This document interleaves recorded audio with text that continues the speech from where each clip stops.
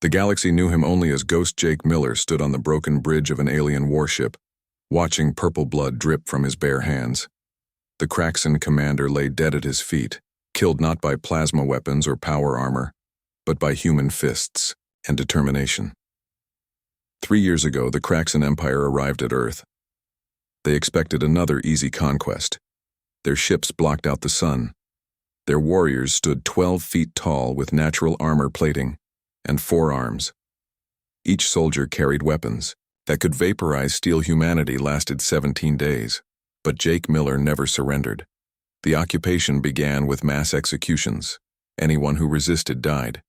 Jake watched his sister Amy die protecting children at a school. His brother died trying to fight back with hunting rifles against energy shields. That day, Jake stopped being a construction worker. He became something else.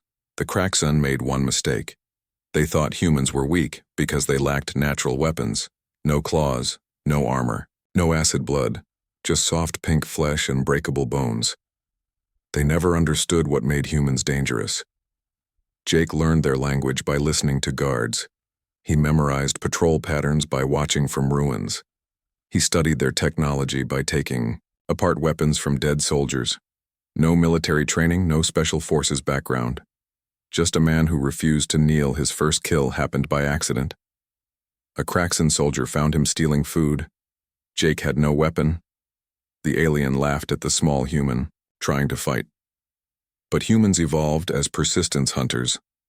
We can run longer, fight harder, and endure more than any prey. Jake broke the alien's knee joint with a steel pipe, then used the creature's own weapon to burn through its skull. Word spread.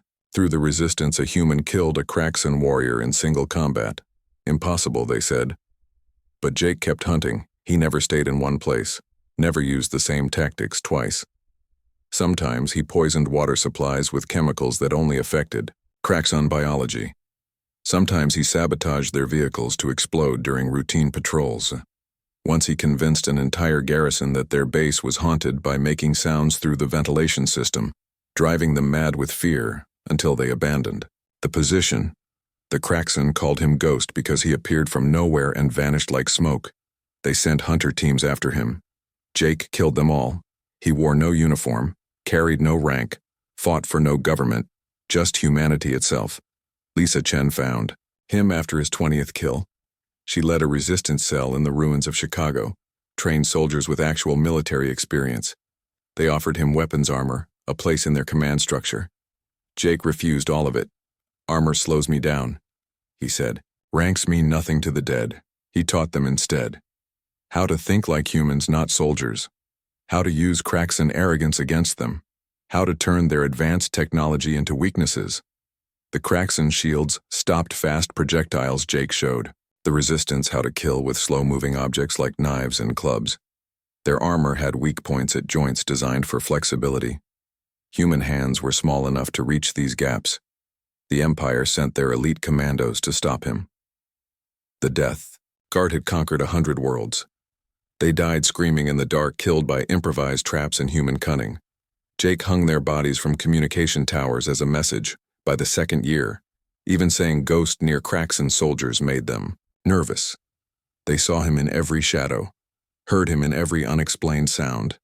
Some requested transfers back to the frontier rather than face the human phantom.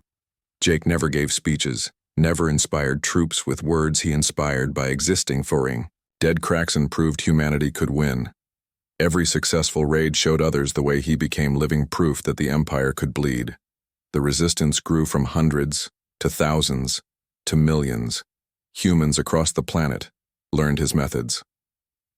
Soft flesh meant nothing when you understood anatomy and leverage. Small size became an advantage in tight spaces.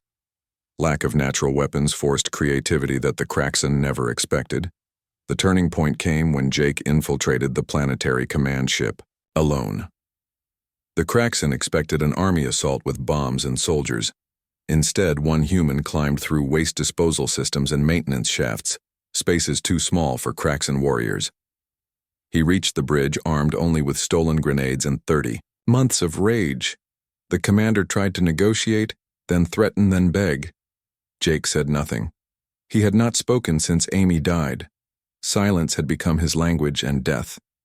His only word, the security recordings showed a human moving like water between larger opponents using their size against them, turning their strength into weakness. When the command ship exploded, the entire Kraxan fleet saw it. Their indestructible fortress killed by one nameless human. The psychological damage exceeded any military loss. They learned that humans without weapons were more dangerous than humans with armies. The liberation took 6 more months, but the outcome was certain. Fear had changed sides. The Kraxan learned why ancient humans conquered Earth with pointed sticks and persistence. They understood why humans feared no predator, despite having no natural defenses. Evolution gave other species armor and claws. It gave humans the ability to turn anything into weapons and everything into war. The Empire withdrew from human space. They marked the entire sector as forbidden in their star charts.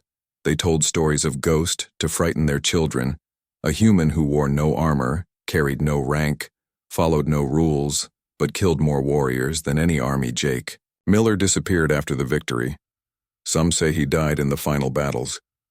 Others claim he hunts Kraxan slave ships in deep space. The Resistance built monuments to their hero but used no name, just a simple inscription. He taught us that humans need no claws when we have courage, no armor when we have determination, no rank when we have purpose. The galaxy learned to fear the species that looked weak but survived everything. The soft pink creatures who turned suffering into strength and rage into revolution. The humans who needed no natural weapons because they could become weapons themselves, and somewhere among the stars, the Kraxan Empire still whispers about Ghost. The human who wore no armor, had no rank, but whose name makes. Their warriors request safer assignments because they finally understood the truth about humanity. We did not conquer Earth by being strong. We conquered it by refusing to die, and we will conquer the stars the same way.